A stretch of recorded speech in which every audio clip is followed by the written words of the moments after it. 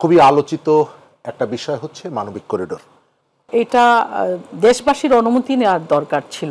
কতটা মানবেতর মানুষ জীবনযাপন করে, একতরফাভাবে এরকম একটা সিদ্ধান্ত তারা নিতে পারেন। আপত্তির জায়গা বা সন্দেহের জায়গাটা কেন? যে এই সিদ্ধান্তের ফলশ্রুতিতে দেশের মানুষ ভুগতে পারে বা দেশের স্বাধীনতা সার্বভৌমত্ব বিপন্ন হতে পারে, এরকম একটি সিদ্ধান্ত তো আপনি নিতে পারেন না। যাকে আপনি দায়িত্বটা দিয়েছেন এই ধরনের একটা সেনসিটিভ জায়গায়, তিনি বাংলাদেশের নাগরিক নন। প্রিয় দর্শক, আসসালামু আলাইকুম। সবাইকে আমন্ত্রণ জানাচ্ছি মাই টিভি 50 মিনিটস অনুষ্ঠানে। সপ্তাহে 2 দিন শনি রবিবার এই অনুষ্ঠানটি নিয়ে আমরা উপস্থিত হই আপনাদের সামনে। পুরো অনুষ্ঠান জুড়ে আমি এস এম তানভীর থাকবো আপনাদের সাথে। প্রিয় দর্শক, আমরা এই অনুষ্ঠানে আলোচনা করি আমাদের চারপাশে ঘটে যাওয়া সমসাময়িক বিষয়গুলো নিয়ে, আলোচনা করি দেশের বর্তমান প্রেক্ষাপট, রাজনীতি, অর্থনীতি সহ জনসম্পৃক্ত বিষয়গুলো নিয়ে। প্রিয় দর্শক, আপনারা জানেন বর্তমানে বেশ একটি বিষয় আলোচনা হচ্ছে, সেটি হচ্ছে মানবিক করিডোর। সরকারের পক্ষ থেকে জানানো হয়েছে এই বিষয়ে কোনো চুক্তি হয়নি, তবে নীতিগত সিদ্ধান্তের বিষয়ে আমরা জানতে পেরেছিলাম সরকারের পক্ষ থেকে। এ নিয়ে রাজনৈতিক দলগুলো বিভিন্ন ধরনের সমালোচনা করছে, তবে সরকারের জাতীয় নিরাপত্তা উপদেষ্টা বলেছেন এখনো এই বিষয় নিয়ে কোনো চুক্তি হয়নি। তাই আমাদের আজকের আলোচনার মূল কেন্দ্রবিন্দু রেখেছি মানবিক করিডোর, আলোচনা সমালোচনা। আলোচনার জন্য স্টুডিওতে দুজন অতিথি উপস্থিত আছেন। প্রথমে পরিচয় করে দেব আপনাদের সাথে। আমার বাঁ পাশে আছেন শাম্মী আক্তার, সাবেক সংসদ সদস্য বিএনপি। এরপরেই আছেন শরীফুজ্জামান শরীফ, সাবেক সভাপতি বাংলাদেশ ছাত্র ইউনিয়ন। আপনাদের দুজনকেই মাই টিভির স্টুডিওতে স্বাগত। আমরা আলোচনা শুরু করতে চাই। জনাব শরীফুজ্জামান শরীফ, আপনাকে দিয়ে শুরু করি। বেশ আলোচনা আছে মানবিক করিডোর, আসলে মানবিক করিডোরটা কি সেটা দিয়ে শুরু করে এটা পক্ষে বিপক্ষে আপনার অবস্থানটি আমাদেরকে যদি একটু বলতেন। আপনাকে ধন্যবাদ, দর্শক শ্রোতাদেরকে ধন্যবাদ, আমার সাথের আলোচকের শুভেচ্ছা। গত কয়েকদিন ধরে বাংলাদেশের রাজনীতিতে এবং খুবই আলোচিত একটা বিষয় হচ্ছে মানবিক করিডোর। এই করিডোরটা কেন দরকার? এই করিডোরটা দরকার হচ্ছে মিয়ানমারে যারা মানবেতর জীবনযাপন করছে, এবং আমরা সবাই জানি যে মিয়ানমারকে সেখানে একটা গৃহযুদ্ধ চলছে। বিদ্রোহীরা দেশের বিরাট অংশ নিয়ন্ত্রণ করছে, এর বাইরে সরকারের একটা নিয়ন্ত্রণ আছে, বিদ্রোহীদের মধ্যে অনেকগুলো ভাগ আছে। এই যে পাল্টাপাল্টি ঘটনার কারণে সেখানে সাধারণ মানুষের কাছে সাহায্য সামগ্রী ইত্যাদি পৌঁছানো যাচ্ছে না। মিয়ানমারকে এবং এই যে রোহিঙ্গা ইস্যুকে কেন্দ্র করে আমরা অনেক বছর ধরে নানাভাবে সাফার করছি। আমাদের এখানে প্রচুর শরণার্থী আসছে এবং এদের মানবিক যে অধিকারগুলো, সেই অধিকারগুলো নেই এবং অমানবিক জীবনযাপন করছে। আমরা যারা এই জায়গাগুলোতে যদি গিয়ে থাকি তাহলে বুঝতে পারবো যে কতটা মানবেতর মানুষ জীবনযাপন করে। কিন্তু লক্ষণীয় ব্যাপার হলো যে এইটার প্রভাব প্রতিক্রিয়া এবং এদের জন্য ফিলিংসটা কখনো কখনো সন্দেহ তৈরি করে।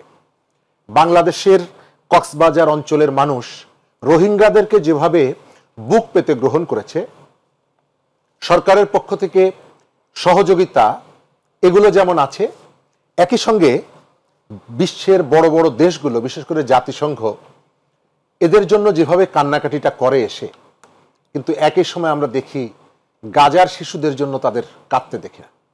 এবং এর ভেতর থেকে একটা সন্দেহ তৈরি হয় এবং সন্দেহ তৈরি হয়ে আছে অনেক দিন থেকে। তার অর্থ কি এই যে রোহিঙ্গার এই যে মানবেতর জীবনযাপন যারা করছে তাদের জন্য সাহায্য করার কোনো প্রয়োজন নেই? অবশ্যই আছে। তাদেরকে মানবিকভাবে, আমরা যেমনিভাবে অনেক পণ্য আমরা কিনছি, লেখা আছে যে 1 টাকা এর থেকে গাজার শিশুদের জন্য যাবে, আমরা কিন্তু ওই পণ্যটি কেনার ক্ষেত্রে একটু আগ্রহীও দেখাই অনেক সময়। কারণ যেখানে মানবতা এইভাবে বিপর্যয়ের মুখে পড়েছে, বিপর্যস্ত হয়েছে, সেখানে আমরা সহযোগিতা করতে চাই। যেমনিভাবে আমরা রোহিঙ্গাদেরকে জায়গা দিয়েছি।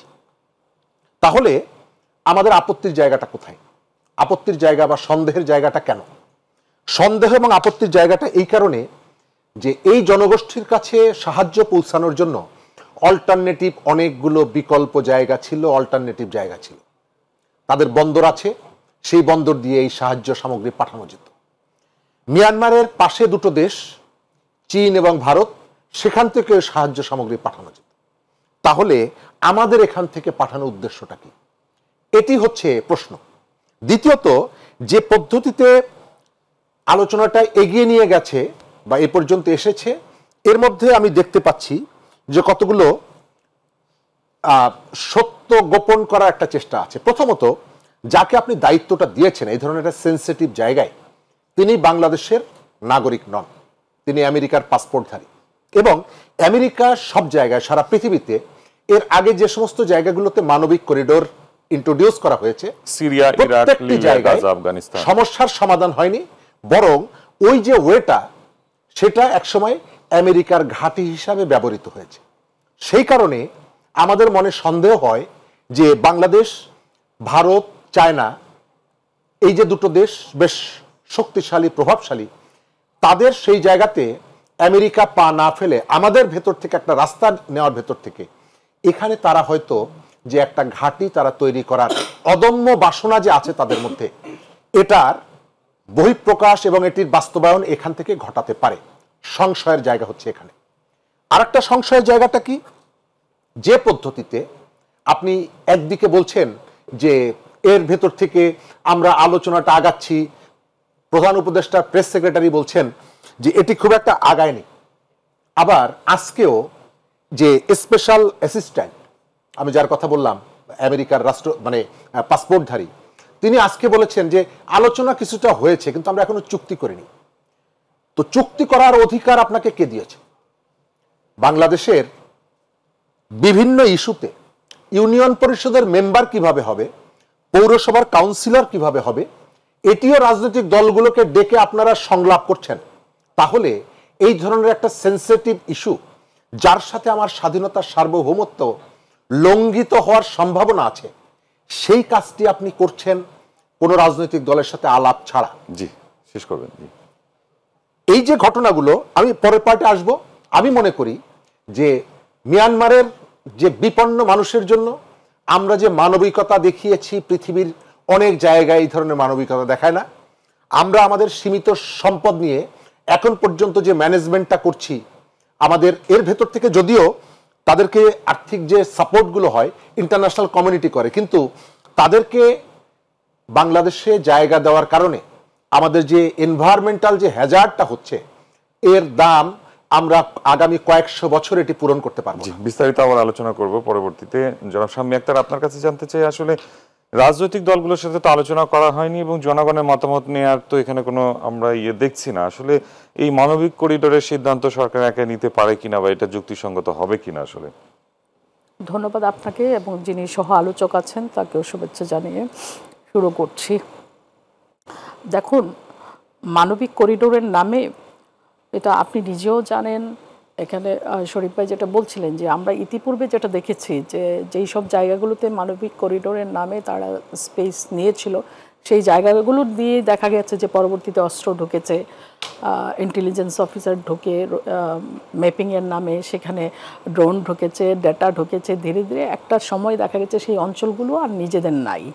তো আমরা স্বভাবত কারণেই এই যে একটি বিষয় ঘটে যাচ্ছে, তারা তালবাহানা করছেন। কেউ বলছেন এখনো চুক্তি হয়নি, কেউ বলছেন যে না মানবিক করিডোর দেওয়ার দরকার আছে। তো এই বিষয়গুলো সবচেয়ে বড় কথা হলো যে এখানে রাজনৈতিক দলগুলোর সঙ্গে তারা অবশ্যই মতবিনিময় করা দরকার ছিল এবং সর্বতোভাবে এটা দেশবাসীর অনুমতি নেওয়ার দরকার ছিল। যেহেতু তাদের কোনো ম্যান্ডেট ওভাবে নেই, তারা অনির্বাচিত সরকার, তা একটা অনির্বাচিত সরকার দেশের স্বাধীনতা সার্বভৌমত্ব বিপন্ন হতে পারে বা এই ধরনের কোনো ঘটনা ঘটতে পারে, এইরকম একটি বিষয়ে তারা কিভাবে সিদ্ধান্ত নিচ্ছেন, এরকম একটি স্পর্শকাতর বিষয়ে তারা তো সেটি নিতে পারেন না। এবং অবশ্যই এই সিদ্ধান্তটি জাতীয় সংসদ থেকে আসা দরকার ছিল। তো যেহেতু সেই রকম সুযোগ এখন বাংলাদেশে নেই, যেহেতু বাংলাদেশে একটি নির্বাচিত সরকার নেই, তাহলে তারা একতরফাভাবে, তারা যদি নিজেদেরকে সর্বেসর্বা মনে করেন যে ঠিক আছে 5ই আগস্টের বিপ্লবের মধ্য দিয়ে শেখ হাসিনা পালিয়ে গিয়েছেন, তা আমরা এখন ক্ষমতা পেয়েছি, আমরা যথেচ্ছাচার করব, বিষয়টা যথেচ্ছাচার করার জায়গায় নেই। এখানে দেশবাসীর স্বাধীনতা সার্বভৌমত্ব, আমাদের সভরেন যে গ্যারান্টি যেটা আছে সেইটা বিপন্ন হওয়ার সম্ভাবনা আছে। তো কাজেই এরকম একটি সিদ্ধান্ত নেওয়ার আগে, এবং এত এত রাজনৈতিক দল যারা সত্যিকার অর্থেই গণমানুষের দল, সেই দলগুলোর সঙ্গেও তারা আলোচনার প্রয়োজন বোধ করছেন না। তো একতরফাভাবে এরকম একটা সিদ্ধান্ত তারা নিতে পারেন না। একদিকে কিন্তু ঐকমত্য কমিশনের আলোচনা চলমান রয়েছে রাজনৈতিক দলগুলোর সাথে। হ্যাঁ, সেটাও রয়েছে, কিন্তু কোনো আলোচনা ব্যতিরেকে তারা একতরফাভাবে এই সিদ্ধান্ত নিতে পারেন না। দেশবাসীর অনুমতি অবশ্যই নিতে হবে, কারণ দেশের মালিক হচ্ছে দেশের জনগণ। এই জনগণকে ইগনোর করে আপনি একতরফাভাবে ক্ষমতার অপব্যবহার করে আপনি একটা সিদ্ধান্ত নেবেন, যার যেই সিদ্ধান্তের ফলশ্রুতিতে দেশের মানুষ ভুগতে পারে বা দেশের স্বাধীনতা সার্বভৌমত্ব বিপন্ন হতে পারে, এরকম একটি সিদ্ধান্ত তো আপনি নিতে পারেন না। তাহলে আপনি এটা নিশ্চয়ই অনিয়ম করছেন, কার স্বার্থে করছেন, কেন করছেন, সেটা জনগণের সামনে খোলাসা করতে হবে। আমরা রোহিঙ্গা প্রত্যাবাসনের কথা যদি বলি, সেটিও বলেছেন পররাষ্ট্র উপদেষ্টা যে এখনই রোহিঙ্গা প্রত্যাবাসন সম্ভব না। আসলে রোহিঙ্গাদের ফেরানোর বিষয়ে যেখানে আলোচনা হচ্ছে, সেখানে যদি আবার নতুন করে করিডোর স্থাপন করা হয়, তাহলে কি আর তাদের ফিরে যাওয়ার সম্ভাবনা আসলে ক্ষীণ হয়ে আসে কিনা? দেখুন, প্রথমত তারা তো কোনো আলোচনাই করছেন না, এবং আপনি দেশবাসীর যে অনুমতিটা নেওয়া দরকার ছিল সেই বিষয়টাকেই তো তারা ইগনোর করছেন। তারা তো এখানে ছলচাতুরির আশ্রয় নিয়েছেন, এবং এই ছলচাতুরি করে তো তারা এইরকম সিদ্ধান্ত নিলে এখানে রোহিঙ্গাকে মানে উপলক্ষ করে আপনি যদি অন্য কাউকে সুবিধা করে দিতে চান, সেটা তো লুকানো থাকবে না, আলটিমেটলি সেটা তো জনসম্মুখে চলে আসবে, তাই না? আপনি রোহিঙ্গাকে সাহায্যের নামে, মানবিক সাহায্যের কথাই বলেন, মানবিক সাহায্য করেছি বলেই তো তারা এখনো আমাদের দেশে আছে, তারা আমাদের দেশে ঢুকতে পেরেছে। আমরা যদি মানবিক সাহায্য না করতাম তাহলে তো আমাদের দেশে ঢুকতে পারতো না, তাই না? তা আমরা করেছি মানবিক সাহায্য, তার মানে তো এই না যে মানবিক করিডোরের নামে আমি অন্যকে স্পেস তৈরি করে দেব, অন্য কেউ আমার ভূখণ্ডকে ব্যবহার করবে। কেন চায়না নয়, কেন ভারত নয়, তাদের ওখান থেকে কেন সাহায্য করা যায় না? সেটা তো করতে পারতেন, না করে বাংলাদেশকে কেন, মানে বাংলাদেশটাকে কি মানে অন্য কারো স্বার্থে ব্যবহার করতে দেওয়ার জন্যই কি এই অন্তর্বর্তীকালীন সরকার এই সিদ্ধান্তে উপনীত হচ্ছে, বা তারা এই ধরনের চিন্তা করছে? বাংলাদেশের জনগণকে ইগনোর করে, বাংলাদেশের রাজনৈতিক দলগুলোকে ইগনোর করে। বাংলাদেশের রাজনৈতিক দলগুলো তো দুইজন একজন মানুষের দল না, তাই না? লক্ষ লক্ষ নেতাকর্মী আছে এক একটি রাজনৈতিক দলের, তো সেই জায়গায় এই দলগুলোকে ইগনোর করেও তো আপনি এই আলোচনা আগিয়ে নিতে পারেন না। এটা তো অবশ্যই আলোচনা হওয়া দরকার। জি, ধন্যবাদ জনাব শরীফুজ্জামান শরীফ।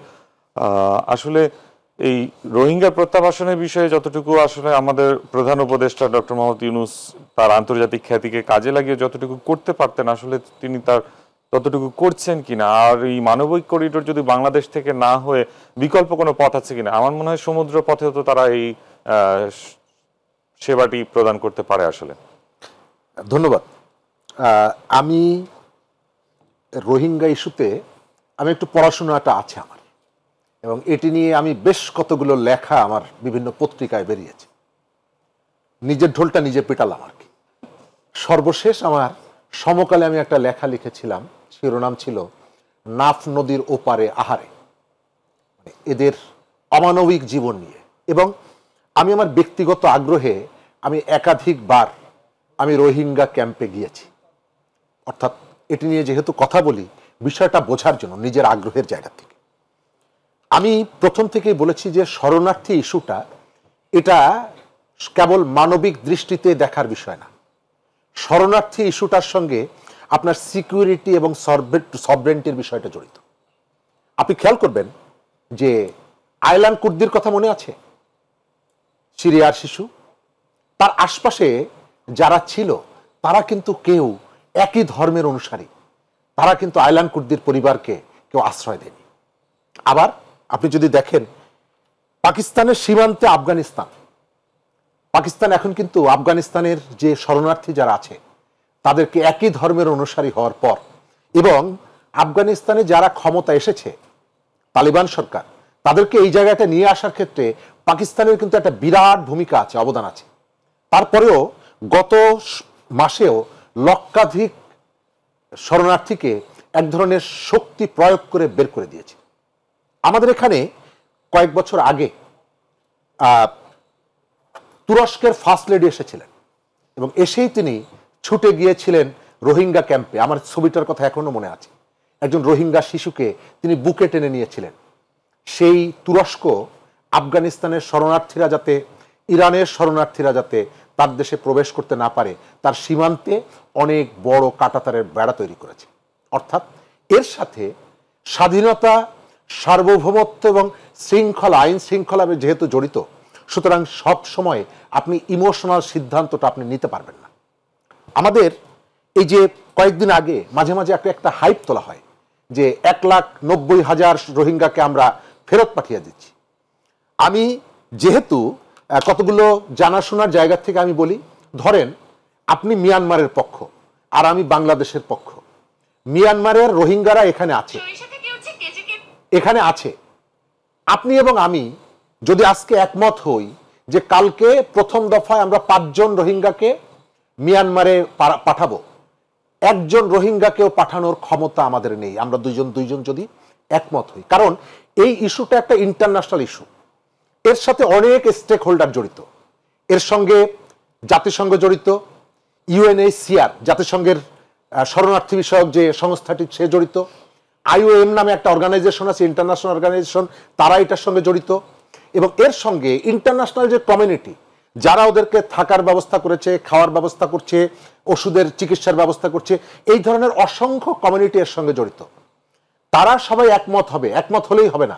প্রথমত একাধিকবার এই জায়গাগুলোতে পরিদর্শন করা হবে, তাদের সাথে কথা বলা হবে, জাতিসংঘ ইনিশিয়েটিভগুলো নিবে, এবং জাতিসংঘ যদি যে সিদ্ধান্তটা নিবে এটিকে মনিটর করার জন্য আবার থার্ড পার্টি আছে, যে জাতিসংঘ এদেরকে কোনো বিপজ্জনক জায়গায় নিয়ে যাচ্ছে কিনা।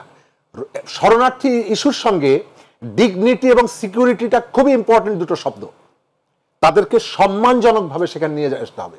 আমাদের এখানকার কিছু নির্বোধ হঠাৎ করে বললো যে আগামী মাস থেকে যাওয়া শুরু হয়ে যাবে, এত সহজ না।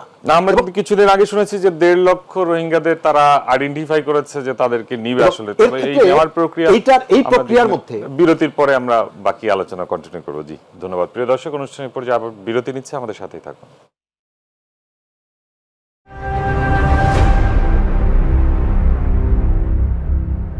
প্রিয় দর্শক, বিরতির পর আবারও স্বাগত জানাচ্ছি মাই টিভির 50 মিনিটস আয়োজনে। আলোচনায় ফিরতে চাই। স্বামী আক্তার, আপনাকে দিয়ে শুরু করি। আমরা যদি এই মানবিক করিডোরের বিষয়গুলো যে সকল দেশের সাথে ঘটেছে সেগুলো যদি পর্যালোচনা করি, যেমন Syria, Iraq, Libya, Gaza, Afghanistan, তাহলে বাংলাদেশে এই মানবিক করিডোর দেওয়া হলে কি ধরনের সমস্যা বা কি হতে পারে, বাংলাদেশ কি ধরনের পরিস্থিতি সম্মুখীন হতে পারে? আসলে যেই দেশগুলো ইতিপূর্বে মানবিক করিডোর বা এই ধরনের কথার উপরে ভিত্তি করে কাজ করেছিল সেগুলোর অভিজ্ঞতা তো সুখকর নয়। যেমন ধরেন ইরাক, তারা নো ফ্লাই জোন হিসেবে মানে কাগজে লিখেছিল নো ফ্লাই জোন, অ্যাকচুয়ালি সেখানে তারা US মিলিটারি বেস তৈরি করেছিল। তারপরে আফগানিস্তান সেম থিং, মানবিক করিডোরের নামে সেখানেও তারা মানে তাদের ঘাঁটি তৈরি করেছে। সুতরাং আমাদের দেশে এই ধরনের কিছু হবে না সেই গ্যারান্টিটা কে দেবে? যারা এই মুহূর্তে সরকারে আছেন তারা তো অনির্বাচিত একটি সরকার, তারা তো এই দায় দায়িত্ব নেবেন কিনা যে দেশ যখন বিপন্ন হবে, স্বাধীনতা সার্বভৌমত্ব যখন বিপন্ন হবে, এই দায়িত্বটা কে নেবে? তারা নেবেন সেই দায়িত্ব? তারা কেন ছল চাতুরির আশ্রয় নিচ্ছেন? তারা কেন রাজনৈতিক দলগুলোর সঙ্গে আলোচনা করছেন না? এবং এই সিদ্ধান্ত একতরফা, আমি আগেও বলেছি, তারা একতরফাভাবে নিতে পারেন না, কারণ দেশের জনগণের অনুমতি নিয়েই এই সিদ্ধান্ত নিতে হবে। দেশের মানুষ কি চায় সেটা কি তারা জেনেছেন? তারা জানেননি।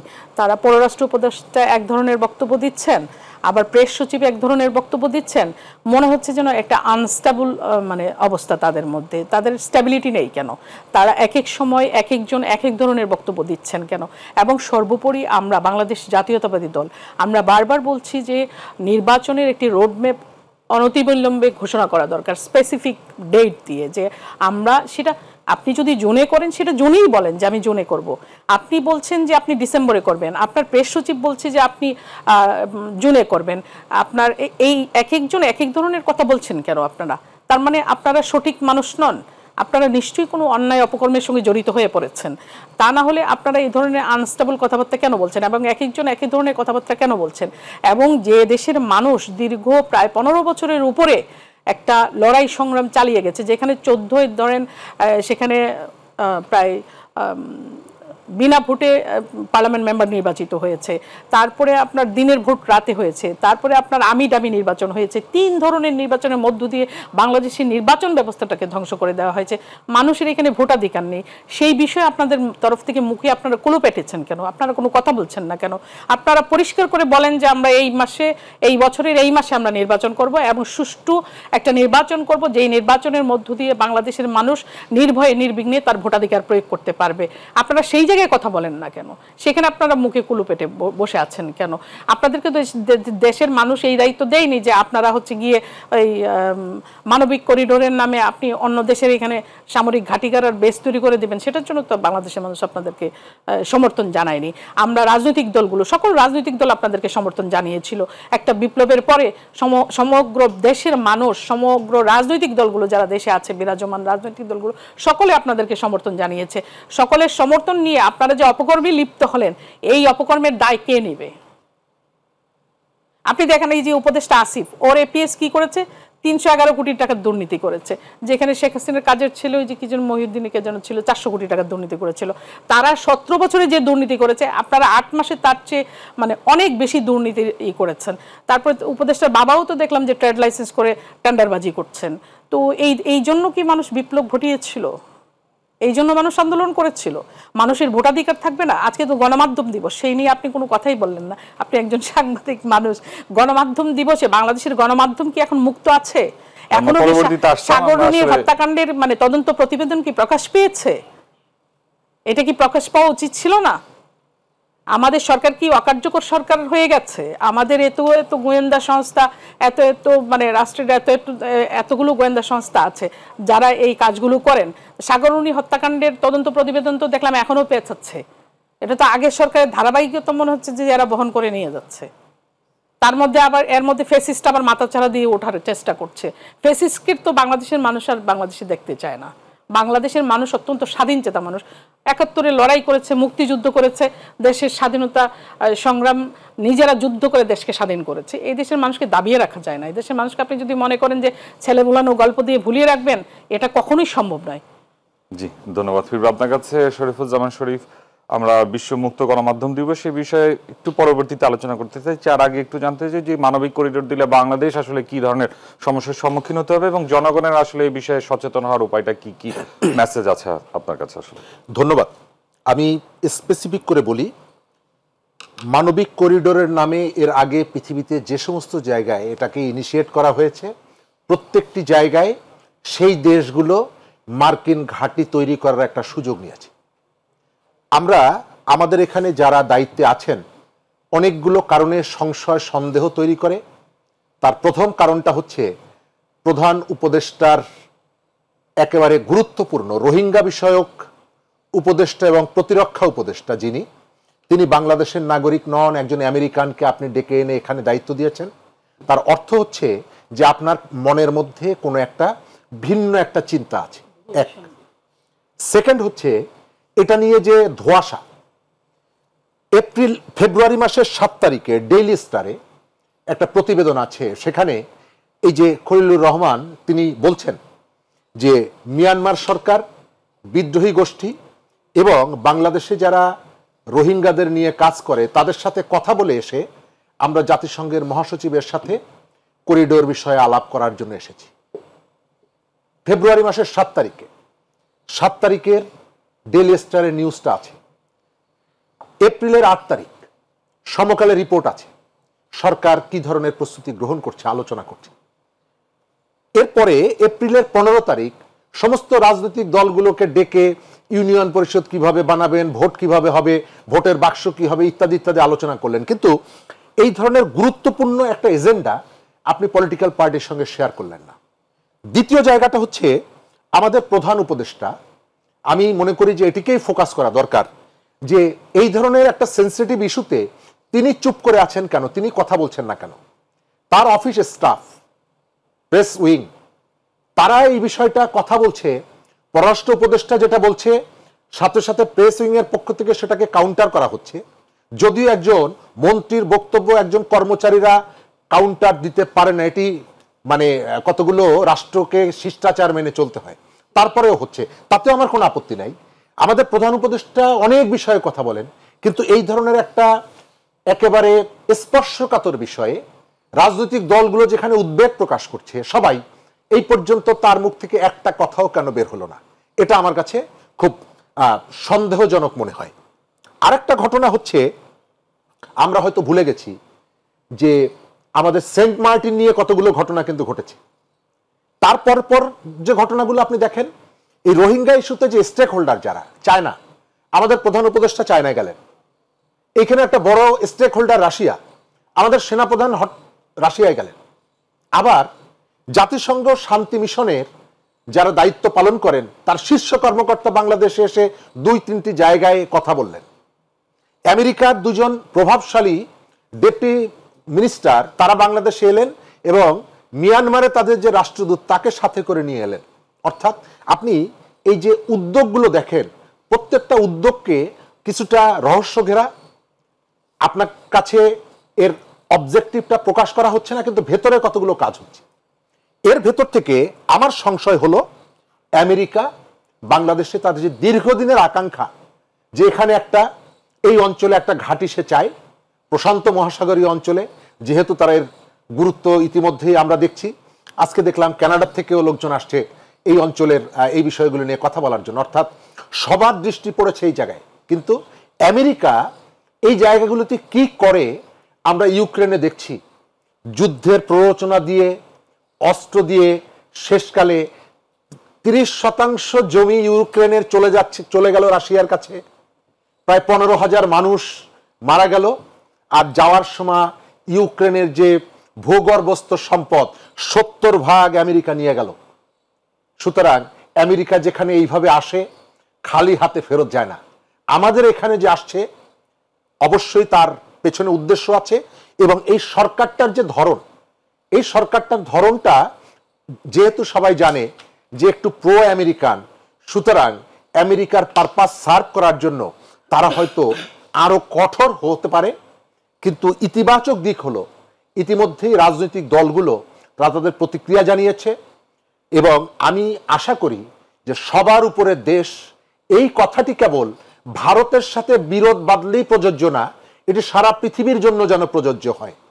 আমাদের এখানে ত্রিপুরাতে বাংলাদেশি দূতাবাসে হামলার পর সমস্ত দলগুলোকে ডক্টর ইউনূস ডেকেছিলেন, কিন্তু এই ধরনের একটা সেন্সিটিভ জায়গায় তিনি কোনো কথা বলছেন না, একটা কথাও বলছেন না।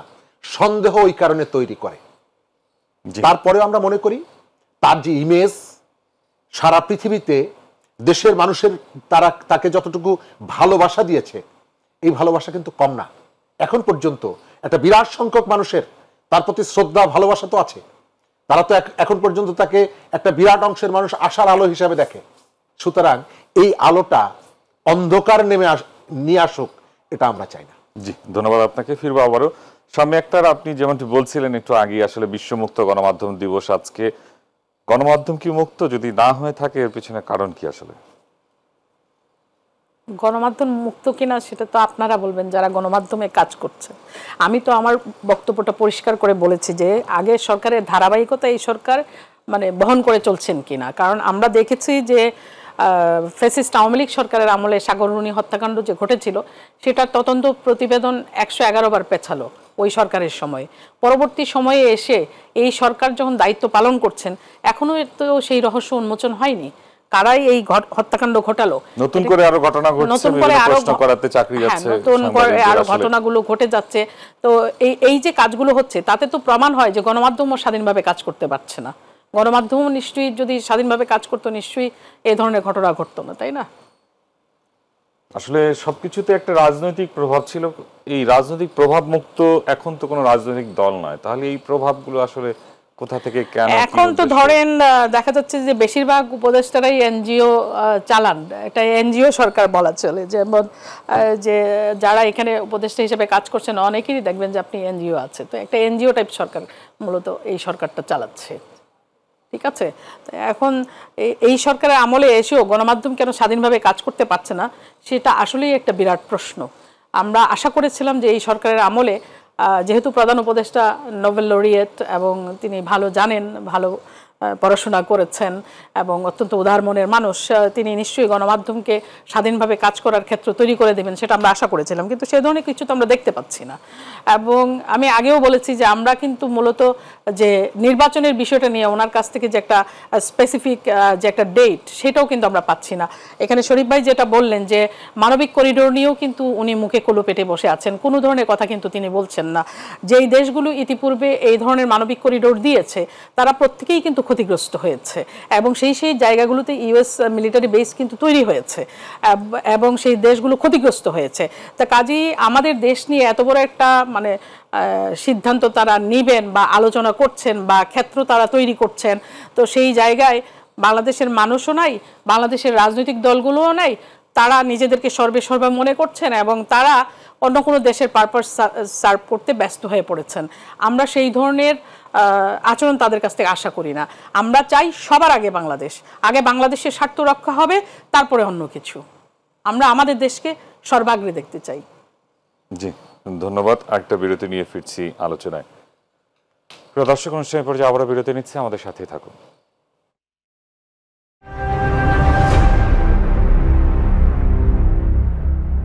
প্রিয় দর্শক, বিরতির পর আবারও স্বাগত জানাচ্ছি মাই টিভির 50 মিনিটস অনুষ্ঠানে। আলোচনায় ফিরতে চাই। শরীফুজ্জামান শরীফ, আপনাকে দিয়ে শুরু করি। আজকে একটি অনাকাঙ্ক্ষিত ঘটনা আমরা দেখেছি। গাজীপুরে এনসিপির যে দক্ষিণাঞ্চলের মুখ্য সমন্বয়ক হাসনাত আবদুল্লাহর উপরে গাড়ি বহরে আসলে হামলা করা হয়েছে, তিনি সামান্য আহত হয়েছেন। এর আগেও কিন্তু আমরা ফেনীতে দেখেছিলাম এই সমন্বয়কদের উপর হামলা। এটার আসলে কোনো আউটকাম আমরা ফলাফল পাচ্ছি না কেন? কারা হামলা করেছে, তাদেরকে বের করে আনা কিংবা বিচার, সেরকম কিছু কিন্তু আমরা দেখছি না। প্রথমত হচ্ছে এই হামলাগুলো আসলে কাঙ্ক্ষিত না। কেন হচ্ছে আসলে এই হামলা? যার উপরেই হোক না কেন। এখন এর ভেতর থেকে একাধিক ঘটনা আছে। আমরা কিন্তু এই ধরনের এর আগে অনেকগুলো ঘটনা দেখেছি। আপনার মনে আছে বরিশালে নাহিদ ইসলাম যাওয়ার পরে রোজার মধ্যে আক্রমণের শিকার হয়েছিলেন তিনি, এবং এই আক্রমণটা হয়েছিল কিন্তু তাদের সেম সাইড। গত 3 দিন আগে সার্জিস আলম বগুড়ায় যাওয়ার পরে সেখানেও কিন্তু নিজেরা মারামারি করে 4 জন আহত হয়ে হাসপাতালে গেছে। তার আগেও তাদের কেন্দ্রীয় অফিসে মারামারি করে বেশ কয়েকজন হাসপাতালে গেছে। বিভিন্ন জায়গায় দেখা যাচ্ছে যে তারা সংঘাত, দাঙ্গা, নিজেদের মধ্যে বিবাদে জড়িয়ে যাচ্ছে। তবে গাজীপুরে যেটা ঘটলো এটা সরকার তদন্ত করবে, এটা আশা করি। একই সঙ্গে আপনাকে মনে করিয়ে দেই, ফেনীর ঘটনা কি সরকার তদন্ত করছে না বা করবে না? আমি আপনাকে মনে করিয়ে দেই, কক্সবাজারের কথা মনে আছে? সড়ক দুর্ঘটনা ঘটিয়ে তাদেরকে হত্যার চেষ্টা করা হয়েছে, একটা অভিযোগ উঠেছিল ট্রাক দিয়ে। জি। তো পরে দেখা গেল রং সাইড দিয়ে গাড়ি চালিয়ে আসার কারণে একটা গাড়ির সাথে ধাক্কা লেগেছিল এবং তারা জানতেন না এই গাড়ির মধ্যে কারা আছেন। আপনি সড়কে শৃঙ্খলা মেনে চলার দায়িত্ব আপনার।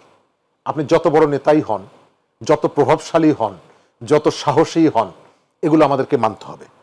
দ্বিতীয়ত হলো, আমাদের দেশে অনেক সময় একটা ঘটনা ঘটলে ঘটনা থেকে ডাইভার্ট করার জন্য অনেকগুলো আশপাশের কতগুলো ঘটনা আবার ছোট ছোট তৈরি হয়, এবং এদের সম্পর্কে একটা কথা আছে যে কোনো একটা বিতর্ক জড়িয়ে পড়লে কতগুলো সমস্যা, ইস্যু এখানে তৈরি হয়ে যায়। আমরা চাই কক্সবাজারের দুর্ঘটনাটা ধামাচাপা পড়ে গেছে, কেন পড়েছে জানি না।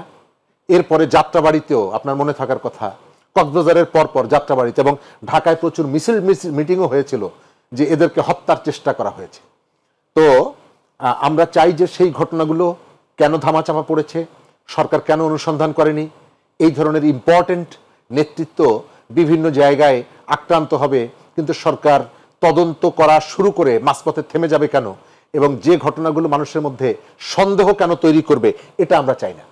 কেউ যদি তাদের উপরে আক্রমণ করে, কোনো নিরাপরাধ মানুষ যার দ্বারাই আক্রান্ত হোক না কেন, আমরা তার বিচার চাই। আর শেষ করব এই জায়গাটায়, এই ঘটনাকে পুঁজি করে, এই ধরনের ঘটনাকে পুঁজি করে যাতে কেউ কোনো অন্য উদ্দেশ্য হাসিল করতে না পারে। গাজীপুরে আপনার মনে আছে এক বাড়িতে ডাকাতি করার চেষ্টার কারণে তারপরের ঘটনা একজন মানুষ কিন্তু মারা গিয়েছিল, এবং তারপরে সারা দেশে অপারেশন ডেভিল হান্ট যেটা শুরু হয়েছিল গাজীপুরের সেই ঘটনার ভেতর থেকে। আর এই অভিযানে অনেক সাধারণ মানুষ, নিরীহ মানুষ, তারা কারাগারে গেছে। আমরা সরকারের কাছে অনুরোধ করব এটি তদন্ত করা, কেউ যদি এর সাথে জড়িত থাকে তাদের বিচার করা, এটাকে ধামাচাপা না দেওয়া, কিছুদিন পরে এটিকে ভুলে না যাওয়া, এটিকে রাজনৈতিক ইস্যু করে কয়েকদিন মাঠ গরম না করা, এবং এটিকে কেন্দ্র করে কোনো নিরীহ মানুষের উপরে আক্রোশের যেন বহিঃপ্রকাশ না করা হয়। আরেকটা বিষয় দেখছি, উপদেষ্টাদের, যেমনটি আসলে শাম্মী আক্তার বলছেন, উপদেষ্টাদের এপিএস ও পিও সহ 3 জনের বিরুদ্ধে কিন্তু দুদক তদন্ত শুরু করেছে। এই অল্প সময়ের মধ্যে দুর্নীতিতে জড়িয়ে পড়া, আসলে এই বিষয়গুলো কেন ঘটছে? আর প্রথম জায়গাটা হলো যে, এটা আমি পরিষ্কার করে, আমি 3 দিন আগে একটা টকশোতে ছিলাম এবং সেখানে আলোচনা হচ্ছিল এই যে দুর্নীতি নিয়ে। মুগ্ধর ছোট ভাই স্নিগ্ধ আমার সঙ্গে ছিল এবং অনেকগুলো জায়গায় একমত পোষণ করেছে। আমরা অনেক জায়গায় দেখছি জুলাইকে বিক্রি করা হচ্ছে। জুলাই বিক্রি করে ফকিরের ছেলে, গরিবের ছেলে, যার 1 বছর আগে ঘর বৃষ্টি হলে পানি পড়তো, সে কোটি টাকার গাড়িতে চড়ছে।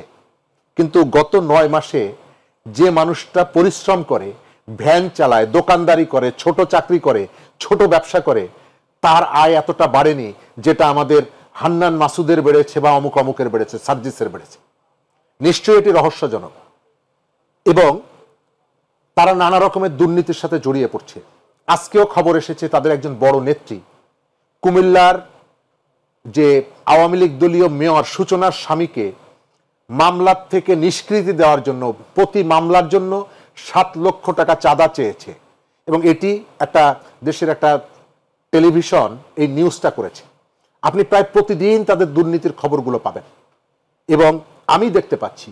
জাস্ট শেষ করি, গাবতলী পশুর হাট এই বছর ঢাকা দক্ষিণ সিটি কর্পোরেশন এটিকে লিজ দেওয়ার জন্য পত্রিকায় টেন্ডার আহ্বান করেছিল।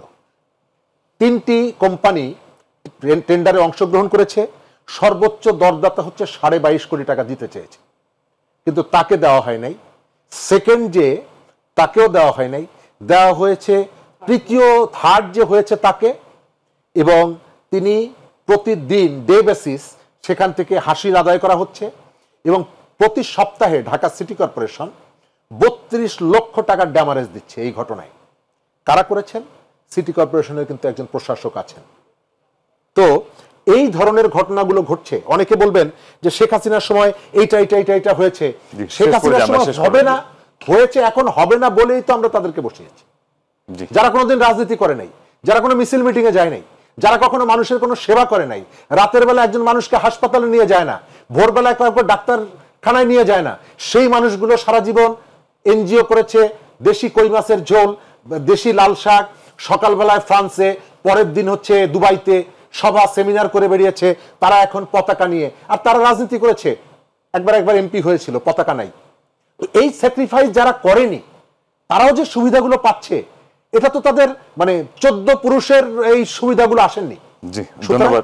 তাদের কাছ থেকে আমরা কতগুলো ইতিবাচক পরিবর্তন চাই এবং সেই কাজটি তারা করবে। জি ধন্যবাদ। আমরা একবারই শেষ পর্যায়ে শাম্মী আক্তার আমাদের সংক্ষিপ্ত আকারে বলতেন আসলে যে পরিস্থিতিগুলো ঘটছে, যেমনটি শরীফুজ্জামান শরীফ বলছিলেন, এগুলো আসলে আপনারা তুলে ধরছেন বা প্রতিহত করা। আমরা কিন্তু দেখেছি যে মেয়র ঘোষণা করা হয়েছে, সেই ব্যবস্থাগুলো নিচ্ছেন না কেন? নাকি নির্বাচন পর্যন্ত অপেক্ষা করছেন আসলে নির্বাচনের মধ্যে যা হোক, নির্বাচনের পরবর্তীতে একটা ব্যবস্থা নেব, এরকম কিছু? সেই রকম বিষয় তো না। ইশরাককে যে মেয়র ঘোষণা করা হয়েছে এটা তো সম্প্রতি, আর এই ঘটনা তো আগেই ঘটে গিয়েছে, যেটা শরীফ ভাই বলেন যে থার্ড লোয়েস্টকে দেওয়া হয়েছে উত্তরে। না ইশরাক দক্ষিণে না, আমি যেটা বললাম সেটা হচ্ছে যে গাবতলী ওই অঞ্চলটা এখানে এটা আমি নাম বলবো না, শুনেছি একজন উপদেষ্টার স্বামী নাকি এটার সঙ্গে জড়িত। এই থার্ড লোয়েস্ট কোম্পানি যারা এই গাবতলী হাটের ইজারা নিয়েছে, কোন একজন উপদেষ্টার হাজবেন্ড নাকি এটার সঙ্গে জড়িত আছেন। সত্য মিথ্যা এটা আমার মনে হয় সরকারের গোয়েন্দা সংস্থা বা যারা এই ঘটনাগুলো তদন্ত করেন, তারা তদন্ত করলে হয়তো পেয়ে যাবেন কেন ফার্স্ট লোয়েস্ট বা সেকেন্ড লোয়েস্টকে বিবেচনায় আনা হলো না, কেন থার্ড লোয়েস্টকে এই হাটের ইজারা দেওয়া হলো। এটা বিবেচনায় নিলেই তো দেখা যাবে। এবং সরকার যে একটা এই যে ধরেন একটু আগে আপনি বলছিলেন যে হাসনাতের উপরে মানে হামলা হয়েছে, এই বিষয়গুলো তদন্ত হয় না কেন? মানে আমাদের যে আইন প্রয়োগকারী সংস্থাগুলো আছে, আমাদের যে গোয়েন্দা সংস্থাগুলো আছে, তারা কি মানে ক্যাপাবল না? মানে তারা কি এতটাই মানে মানে মানে তারা ক্যাপাবল না যে একটা ঘটনার মানে মূল রহস্যটা তারা উন্মোচন করবে, যে ঘটনার সঙ্গে যারা জড়িত? এই ঘটনা তো বিএনপি কি করবে? বিএনপি না, বলছে যে একটা বেসরকারি বিশ্ববিদ্যালয়ের ছাত্র একজনকে হত্যা করা হয়েছিল বিএনপি সমর্থিত। দেখুন, সে হাসতে পারবেন না আপনি, দেশে হাসতে গেলেও মানা এখন দেশে। ছেলেটা হাসছিল বলে তাকে প্রাণ দিতে হলো। তো এইরকম নয়া বন্দোবস্ত তো আমরা চাইনি, যে এই বন্দোবস্তে আপনি হাসতে পারবেন না, আপনার প্রাণ দিয়ে দিতে হবে, এইরকম নয়া বন্দোবস্ত আমরা চাই না। আমরা এই যে লামিয়ার বাবা 24-এর আন্দোলনে শাহাদাত বরণ করলো, সেই লামিয়া বিচার পায়নি বলে সে রেপ হলো এবং তার বাবার কবর জিয়ারত করতে যেয়ে সে রেপ হলো এবং পরিশেষে মেয়েটি প্রাণ দিল। তো এইরকম নয়া বন্দোবস্ত কি আমরা চেয়েছিলাম? এই নয়া বন্দোবস্তের জন্য আপনার এই 24-এর এই একটি সফল গণ অভ্যুত্থান হয়েছে। যারা ছাত্রনেতারা এই যে হাসনাত বলেন বা এই সার্জিসরা যারা অপকর্মে যুক্ত হয়ে যাচ্ছেন বা হান্নান মাসুদ বলেন, তাদের গলার মানে টোন এখন দেখেন বা 8 মাস আগে তাদের টোনটা কেমন ছিল। তারা যে বিশ্ববিদ্যালয়ে পড়াশোনা করছিলেন, তারা তো চাকরির জন্য কোটা আন্দোলন করছিলেন। তারা তো এখন পেয়ে গেছেন যে সরকার চালানোর মজা পাচ্ছেন, তারা সরকারের মানে কান্দের উপরে সোয়ার হয়ে তারা অপকর্মে লিপ্ত হয়েছেন এবং নানা অপকর্ম তারা করে যাচ্ছেন, যেগুলোর কোনো বিচার হচ্ছে না, কোনো তদন্ত হচ্ছে না। এগুলো তদন্ত হওয়া দরকার, বিচার হওয়া দরকার। মানে রাতারাতি আপনি একেবারে টিনের চালা থেকে এসে কোটি কোটি টাকার মালিক হয়ে যাবেন। আলাদিনের আশ্চর্য চেরাগ পেয়েছেন, বাংলাদেশের মানুষ এই চেরাগ আপনাদের হাতে তুলে দিয়েছে। এইরকম নয়া বন্দোবস্ত আমরা চাই না, যেখানে আমি আমার হাসি হাসতে পারবো না। আমি স্বাভাবিক মৃত্যুর গ্যারান্টিটা চাই। আমি আমার দেশের স্বার্থটাকে সর্বাগ্রে চাই। আমি আমার দেশকে আরেক দেশের করিডোর হিসেবে ব্যবহার করার জন্য, আমি এখানে ঘাঁটি তৈরি করার জন্য দিয়ে দিব। আমি এখানে হাসতে পারবো না, আমার প্রাণ দিয়ে দিতে হবে। আমি এখানে আমার বাবার কবর জিয়ারত করতে পারবো না, আমাকে রেপ হতে হবে। এইরকম নয়া বন্দোবস্ত আমরা চাই না। আমরা একটি গণতান্ত্রিক বাংলাদেশ চাই, যেখানে মানে জনগণের ভোটে এখানে সরকার নির্বাচিত হবে। কোনো অনির্বাচিত সরকার দীর্ঘদিন যদি ক্ষমতা আঁকড়ে থাকে, সেখানে অপকর্ম হবে, সেখানে দুর্নীতি হবে, সেখানে কোনো নিয়ম শৃঙ্খলা থাকবে না। ধন্যবাদ। আমরা অনুষ্ঠান শেষ পর্যায়ে আপনাদের দুজনকে অসংখ্য ধন্যবাদ আমাদের স্টুডিওতে উপস্থিত হওয়ার জন্য। প্রিয় দর্শক, আলোচনা করছিলাম দেশের বর্তমান প্রেক্ষাপট নিয়ে, আলোচনা করছিলাম মানবিক করিডোর নিয়ে। যে আলোচনা সমালোচনাগুলো হচ্ছে, আসলে সরকার এই বিষয়গুলো নিয়ে রাজনৈতিক দল এবং জনগণের মতামত নিয়ে দেশের স্বার্থে যেটি মঙ্গল করা হয় সেটি করবে, এই প্রত্যাশা রেখে শেষ করছে আজকের অনুষ্ঠান। এতক্ষণ সঙ্গে থাকায় ধন্যবাদ। শুভরাত্রি।